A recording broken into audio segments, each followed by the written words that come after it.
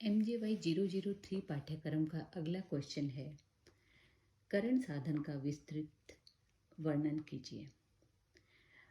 पंचांग के पांचों अंगों तिथि, वार, नक्षत्र, योग व करण में करणों के ज्ञान की परंपरा भी अत्यंत प्राचीन एवं उपयोगी रही है।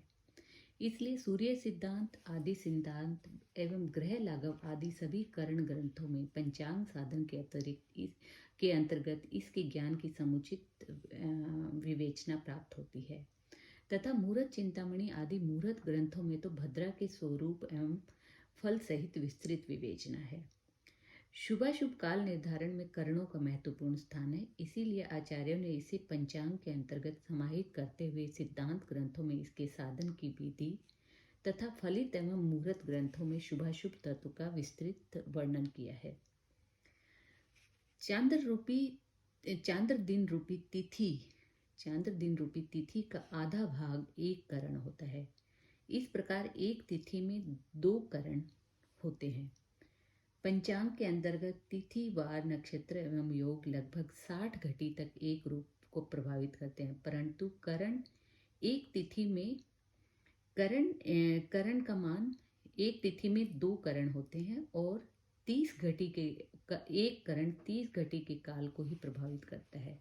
मीन्स एक करण का मान 30 घटी होता है और एक चांद्रमास में 30 तिथियां होती है, तो इस प्रकार एक चांद्रमास में 60 करण होते हैं, परंतु करणों की संख्या 11 है टोटल, जिनमें कि 7 जो है चर करण होते हैं और 4 स्थिर करण होते हैं।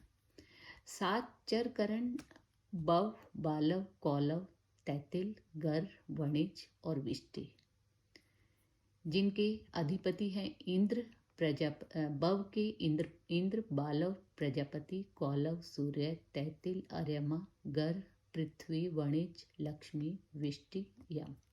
विष्टि यानी भद्रा। स्थिर करण 4 होते हैं। शकुनी जिसके स्वामी है कली, चतुष्पद रुद्र, नाग, सर्प, किंस्तुघन, पवन। तो इस प्रकार करण 11 होते हैं। तो अब हमने बताया कि एक चांद्रमास में 60 करण होते हैं, तो इस प्रकार एक चांद्रमास में बव आदि जो चर करण है, 7 चर करण का 8 बार पुनरावृत्ति होती है, तो इसलिए इन्हें चर करण कहते हैं। और मीन्स इनकी 7 बार जो चर करण है, इनकी 8 बार पुनरावृत्ति हो रही है एक चांद्रमास में। जैसे शुक्ल पक्ष के प्रतिपदा के उत्तरार्ध में बव, सेकंड तिथि के पूर्वार्ध में बालव, उत्तरार्ध में कौलव, फिर तीसरी तिथि के पूर्वार्ध में तैतिल और उत्तरार्ध में गर, और चतुर्थी तिथि के पूर्वार्ध में वणिज और उत्तरार्ध में विष्टि। ये 7 चर करण हुए। फिर इसी प्रकार इनकी पुनरावृत्ति शुक्ल पक्ष में और फिर कृष्ण पक्ष के में होगी। शुक्ल पक्ष में एक तिथि के पूर्वार्ध का मतलब फर्स्ट हाफ, उत्तरार्ध का मतलब सेकंड हाफ। ठीक है। और इस प्रकार जो स्थिर करण होते हैं, स्थिर करण 4 होते हैं, जिनकी स्थिति जो है, जिनका स्थान फिक्स होता है, जिनकी नियत स्थिति बनी रहती है हमेशा, इसीलिए इनको स्थिर कहते हैं। और ये स्थिर करण 4 होते हैं और इनकी स्टार्ट होती है कृष्ण पक्ष की चतुर्दशी के उत्तरार्ध में शकुनी, अमावस्या के पूर्वार्ध में चतुष्पद और अमावस्या के उत्तरार्ध में नाग और शुक्ल पक्ष प्रतिपदा के उत्तरार्ध में किंस्तुघन। सो ये स्थिर करण है। तो 4 करण चर एवं स्थिर करण जो 11 करण हैं, इनमें से जो ये 6 करण हैं, 6 बव, बालव, कौलव, तैतिल, गर और वणिज, 6 करण शुभ हैं और बाकी जो 5 करण हैं, विष्टि, शकुनी, चतुष्पद, नाग, किंस्तुघन, ये अशुभ माने जाते हैं।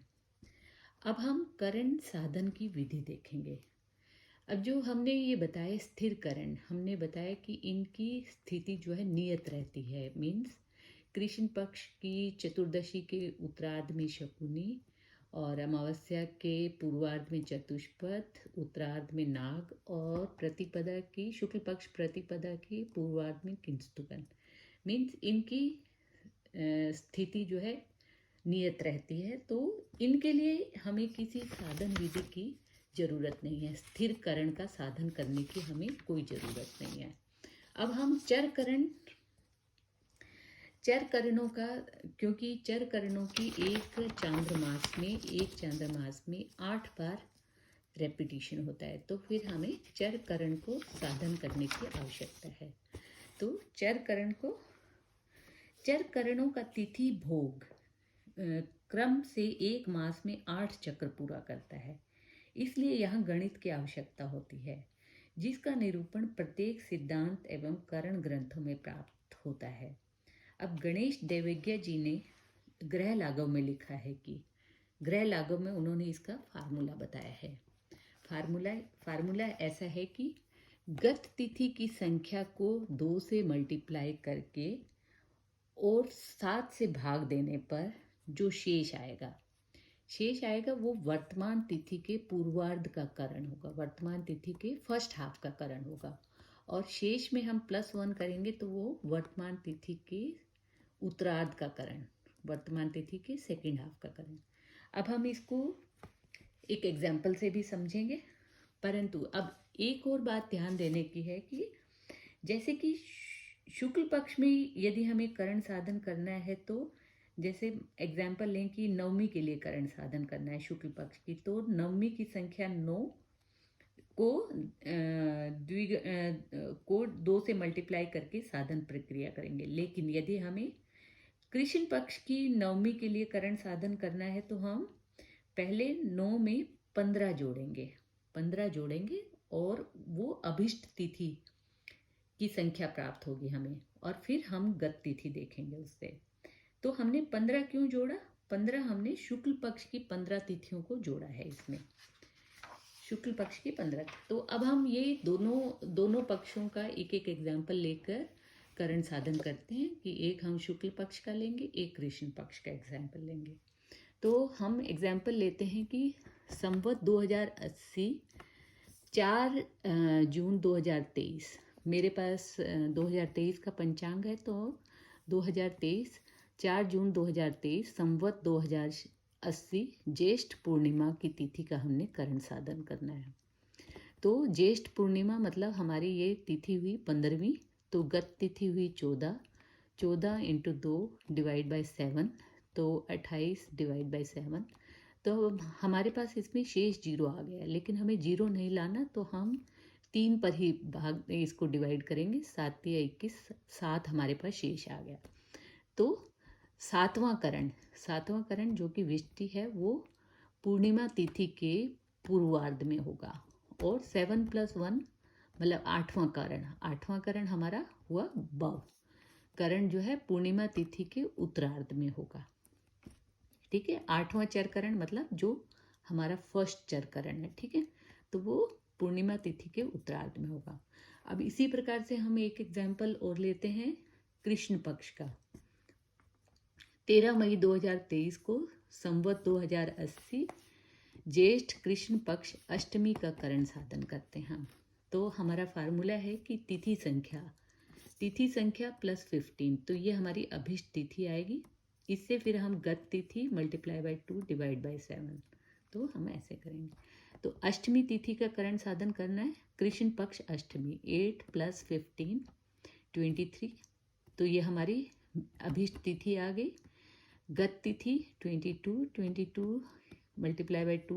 / 7, तो ये आ गया हमारा, शेष आया 3 आया। तो तीसरा जो करण है, तीसरा चर करण जो है हमारा वर्तमान तिथि के पूर्वार्ध में होगा, जो कि कौलव है, और 3 + 1 4 जो कि तैतिल करण है, ये वर्तमान तिथि के उत्तरार्ध में, वर्तमान तिथि मतलब ज्येष्ठ कृष्ण पक्ष की अष्टमी के उत्तरार्ध का करण होगा। ठीक है, तो ये इस प्रकार हमने करण साधन की विधि जानी। अब हम करण करण का आरंभ काल और समाप्ति काल जानेंगे। अब करणों के आरंभ और समाप्ति काल के ज्ञान के लिए हमें सबसे पहले जरूरी है कि हम उस तिथि का पूर्ण भोगमान ज्ञान करेंगे। पूर्ण भोगमान निकालेंगे उस तिथि का और फिर इसको हाफ कर देंगे तो वो उस करण का समाप्ति काल हो जाएगा। जैसे कि अब हमारे पास हम इस एग्जाम्पल का कर रहे थे ज्येष्ठ कृष्ण पक्ष अष्टमी का, तो हम तिथि का मान पंचांग से लेंगे। पंचांग से हम तिथि का मान लेंगे, जैसे कि ये मेरे पास में 13 मई तिथि है। इसमें तिथि का मान जो अष्टमी का मान ये हो गया, सप्तमी का मान ये हो गया। ठीक है, तो ये मान जो है घटी और पल में है। तो ज्येष्ठ कृष्ण सप्तमी का मान घटी पल में और ज्येष्ठ कृष्ण अष्टमी का मान ये। अब फार्मूला क्या है, अष्टमी तिथि का हमने पूर्ण मान निकालना है। अष्टमी तिथि का पूर्ण मान निकालना है। पूर्ण मान निकालने के लिए हम 60 माइनस गत तिथि का मान, गत तिथि मीन्स सप्तमी का मान, हम 60 में से माइनस करेंगे। ठीक है, जो आएगा उसको हम वर्तमान तिथि के मान मतलब अष्टमी के मान से प्लस कर लेंगे। तो हमारा ये जो आएगा ये हमारा वर्तमान तिथि का पूर्ण मान आ जाएगा। वर्तमान तिथि का पूर्ण मान हो गया। अब इसको 2 से डिवाइड करेंगे। 2 से डिवाइड करेंगे तो हमारा ये जो 29 घटी और 61 पल आया, ये हमारे जो करण है उसका कौलव करण जो था उसका समाप्ति काल आया, उसका समाप्ति काल। अब कौलवकरण शुरुआत कितने बजे हुई कौलवकरण की, तो इसके लिए हम जो गत तिथि का मान था उसमें से हम जो अभी की आधा हमारे करण का जो समाप्ति काल आया उसको हम प्लस करेंगे और इसको 60 से माइनस करेंगे तो ये 3 घटी 45 पल जो है कौलवकरण का आरंभ काल आ जाएगा। ठीक है, तो इस प्रकार और हम इसको घटी पल को जो है घंटा और मिनट में भी चेंज कर सकते हैं।